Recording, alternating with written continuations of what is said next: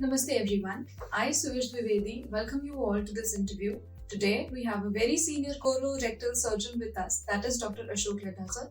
Welcome sir. Thank you. And today we'll be talking about a very common prevalent problem in the Indian society, that is the bleeding PR. So sir, before I shoot any questions to you, I would like कि आप हमारे viewers को बताएं कि ये bleeding PR है क्या?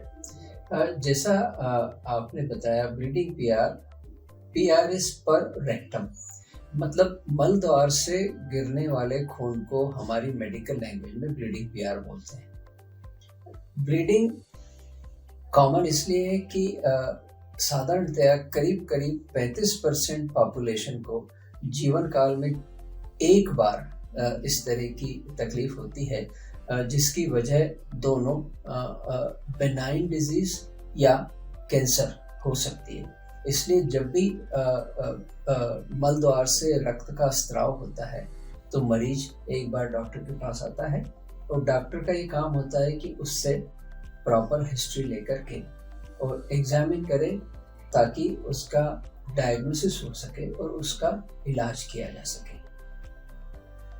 Sir जैसे आपने मुझे बताया कि मैलिग्नेंट या नॉन मैलिग्नेंट दोनों चीजें हो सकती हैं। That's right. Are there any underlying causes also, any other causes that may lead to this? The commonest cause प्रमुखतया होते हैं पाइल्स, पर पाइल्स चूंकि हर आदमी या स्त्री को पता होता है कि पाइल्स एक कॉमन प्रॉब्लम है, तो मुश्किल ये होती है कि एक डॉक्टर के पास जाकर मरीज ये कहता है कि मुझे तो पाइल्स है डॉक्टर साहब, और अगर उनका प्रॉपर परीक्षण न किया जाए तो पाइल्स का ही ट्रीटमेंट चालू हो जाता है, जो गलत है। साधारण जो तकलीफें होती है जिनसे ब्लीडिंग होता है उसमें प्रमुखतया पाइल्स होती है, दूसरी कंडीशन होती है जिसको फिशर बोलते हैं, तीसरी कंडीशन होती है जिसको फिस्टुला बोलते हैं।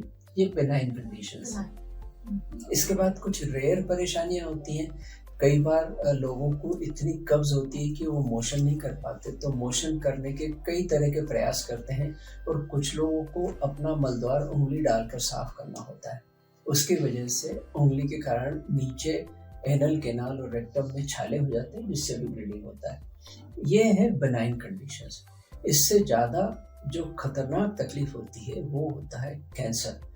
कैंसर का भी शुरू में प्रेजेंटेशन इसी तरह का होता है कि ब्लड लेकर के मरीज डॉक्टर के पास जाता है, पर आगे कुछ और बात करने से, इंटरोगेशन करने से हम लोगों को एक प्रोविजनली ये पता लग जाता है कि इस मरीज को क्या परेशानी होना चाहिए। तो हम लोग एक डिटेल में हिस्ट्री लेते हैं। जब डिटेल्ड हिस्ट्री की बात आती है तो ब्लीडिंग अगर पेनलेस है, किसी भी दर्द के बगैर अगर रक्त का स्त्राव होता है तो इसकी संभावना ज़्यादा है कि यह पाइल्स की वजह से, क्योंकि पाइल्स में ब्लीडिंग की प्रमुखतया होता है, दर्द नहीं होता जब तक कि पाइल्स में कॉम्प्लिकेशन ना हो जाए, जैसे थ्रोम्बोसिस या उसमें कोई छाले पड़ जाए। तो अगर किसी को पेनलेस ब्लीडिंग है और साथ में उसकी बाउल जो मल त्याग की जो प्रक्रिया है वो नॉर्मल है, अगर वो दिन में एक ही बार जाता है तो उसका कैंसर होने की संभावना बहुत कम है, क्योंकि कैंसर में सिर्फ ब्लीडिंग ही नहीं होता, जो बाउल हैबिट्स है वो भी बदल जाती हैं। इसलिए कभी भी recent change in bowel habits अगर है तो हम लोगों को शक होता है कि कुछ और तो नहीं है, क्योंकि अगर ट्यूमर होता है तो मरीज को बार बार दस्त को जाना पड़ता है, मरीज को हमेशा एक मन में बना रहता है कि उसको दस्त में जाना है, और ब्लड के साथ साथ मोशन भी पतला हो जाता है। तो इसलिए उनका प्रॉपर हिस्ट्री टेकिंग आवश्यक है। मरीज को हमको ये भी पूछना पड़ता है कि आपको बहुत टाइट स्टूल तो नहीं होता, क्योंकि उसके कारण फिशर होने की संभावना रहती है। अगर उनको जलन या दर्द होता है तो उसका हमें पता लगाना होता है। फिर साथ में भी पूछना होता है कि उनको आंव गिरती है क्या, क्योंकि सिर्फ ब्लीडिंग अगर होता है तो बेनाइन कंडीशंस ज़्यादा लाइकली हैं, पर अगर आंव गिरती है मतलब या तो कैंसर है या दूसरी बीमारियां जिसको इन्फ्लेमेटरी बाउल डिजीज कहते हैं, जैसे अल्सरेटिव कोलाइटिस, उसके होने की संभावना रहती है। तो हिस्ट्री टेकिंग बहुत ज़्यादा आवश्यक है एग्जामिनेशन के पहले। ट्रू सर, आपने जैसे ये सारी चीज़ें बताई, इसके अलावा कोई सिम्टम्स या कोई ऑब्जर्वेबल साइंस कि पेशेंट खुद ये समझे कि now I need a doctor? उसमें अगर तकलीफें कुछ समय से हैं तो उसको ये देखना पड़ेगा कि उसका वजन कम हो रहा है क्या, उसको पेट में दर्द होता है, उसको मोशन मल त्याग के दौरान क्या पाइल्स बाहर निकल के आते हैं। वो अपने आप आकर बताता है कि डॉक्टर मेरे को एक नीचे गठान सी है जिसमें मुझे लेटरिन जाते समय दर्द होता है। आज के ज़माने में चूँकि सबके पास स्मार्टफोन होते हैं तो इन्वेरेबली करीब करीब 50% मरीज अपने एनएस का फोटो लेकर आपके पास आता है बताने के लिए कि देखिए मेरे को ये तकलीफ है। हाँ, तो इन बातों को मरीज को पूछे बगैर वो अपने आप बतलाता है। सर, ये तो बात हुई जब आपके पास में मरीज आता है जी। Is there any set of investigations या रूटीन? देखिए, हर मरीज वो भले ही ब्लीडिंग पीआर का हो या अदरवाइज हो, कुछ रूटीन इन्वेस्टिगेशन करना पड़ते हैं। पर रूटीन इन्वेस्टिगेशन के पहले इस कंडीशन के पेशेंट की अंदरूनी जांच फिंगर के द्वारा, जिसको पीआर एग्जामिनेशन बोलते हैं, पर रेक्टल एग्जामिनेशन करना नितांत आवश्यक है, जिससे हमारे को लगभग 90% पेशेंट्स में पता लग जाता है कि क्या है। अगर पेशेंट एनीमिक है, कमज़ोर है, वजन घट गया है तो ब्लड की जांचें करना पड़ती हैं। हेमोग्राम हो गया, स्टूल टेस्ट करना पड़ता है देखने के लिए कि स्टूल में फ्रैंक ब्लीडिंग है या ब्लैक कलर का स्टूल है। अगर ब्लैक कलर का स्टूल है इसका मतलब कि ब्लीडिंग हायर अप से हो रहा है।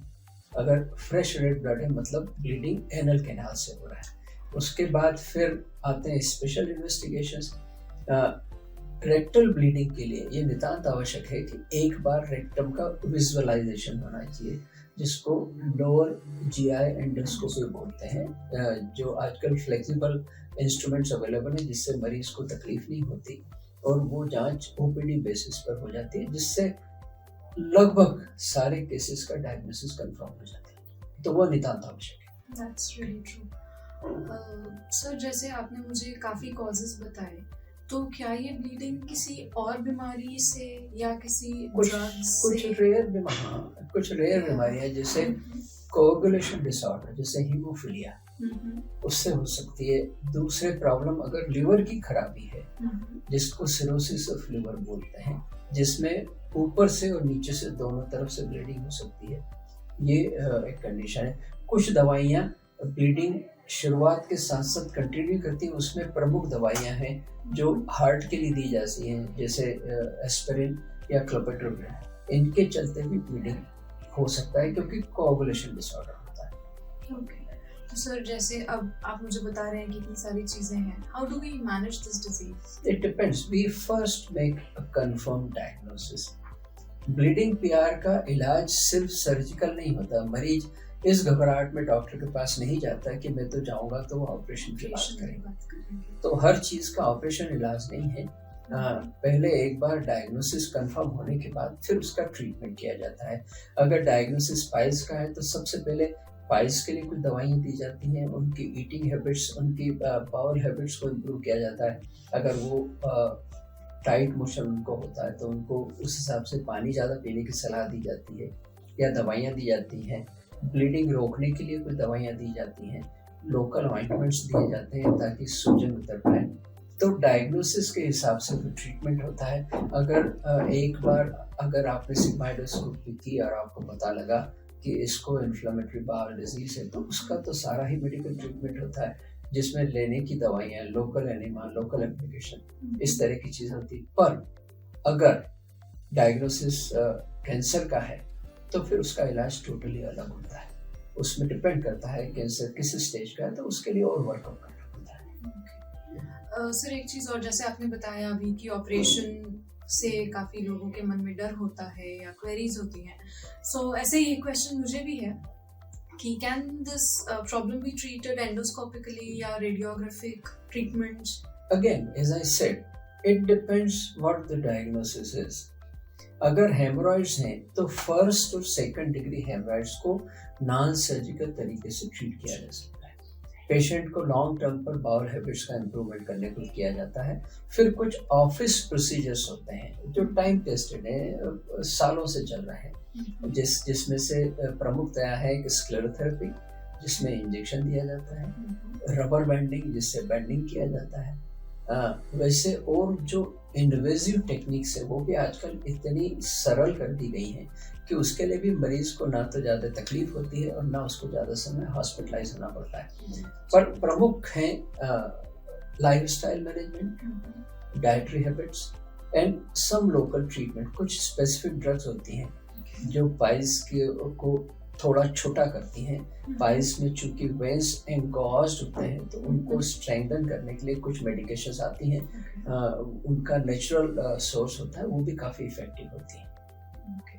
सर, जैसे आपने भी इतने सारे वेज ऑफ ट्रीटमेंट बताए, so I just hope we have all the facilities and everything available under our roof, विशेष Jupiter. Yes, we have everything, and that is the reason that a person like me has chosen to work at Jupiter. Because colorectal surgery requires a complete gamut of not only diagnosis, investigation, but treatment, and we at Jupiter just about have it. So we are quite competent in dealing with all these problems. Sigh of relief. Any other things, or just say lifestyle changes? Can these lifestyle changes cause the disease जो आजकल चल रहा है?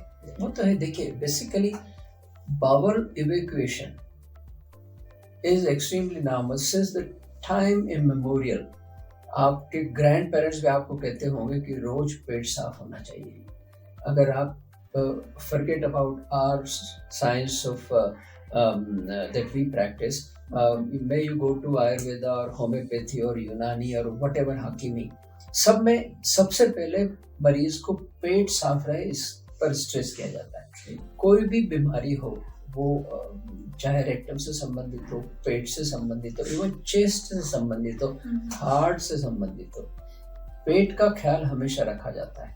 तो इसलिए पेट proper साफ हो, उसके लिए नितांत आवश्यक है। तो एक डॉक्टर जब एक पेशेंट को देखता है जिसको सिर्फ एनल कंडीशन है, उसने अपना ध्यान सिर्फ एनल कंडीशन पर नहीं लगाना चाहिए। ये नितांत आवश्यक है कि वो मरीज को एज ए होल ट्रीट करे और ये कोशिश करे कि वो पूरी तरह ठीक हो पाए। Sir, I guess questions are enough. अगर आप कोई टेक होम मैसेज हमारे ऑडियंस को दें। ऑडियंस का तो यही है कि सिर्फ 2-3 बातें। एक तो अपना ख्याल रखिए, खाने की प्रक्रिया का प्रॉपर वो ध्यान रखिए ताकि आप पानी बराबर पिएं। रफेज खाना बहुत जरूरी है। आप नॉन वेजिटेरियन खाते हैं तो उसमें कोई बुराई नहीं है, पर उसके साथ फ्रूट्स एंड वेजिटेबल्स, हर व्यक्ति ने कम से कम 2 फ्रूट रोज खाना चाहिए, जो मैं अपने सारे मरीजों को बोलता हूँ। वेजिटेबल्स काफ़ी होना चाहिए, कम से कम 10 गिलास पानी पीना चाहिए। 10 गिलास से मेरा मतलब ये है कि एक बार में 1 गिलास, मेरे मरीज इन्वेरेबली आकर के मुझे बोलते हैं कि साहब मैं तो 1 लीटर पानी सवेरे भूखे पेट पीता हूँ। वो पेट के लिए सही नहीं है, क्योंकि वो 10 गिलास 1 लीटर पानी पीने के बावजूद भी डॉक्टर के पास जाता है कि उसका पेट ठीक नहीं रहता। आप अगर रैपिडली 300 ml से ज़्यादा पानी पिएंगे तो वो आपके गुर्दे के थ्रू निकल जाएगा, आपके आंतों में नहीं रुकेगा। आपके आंतों में रुक सके और आपके आंतों को साफ कर सके, इसके लिए आपको रेगुलर इंटरवल पर कम से कम 3.5 लीटर पानी पीना है। रफेज खाना है, दही पेट के लिए बहुत अच्छा होता है।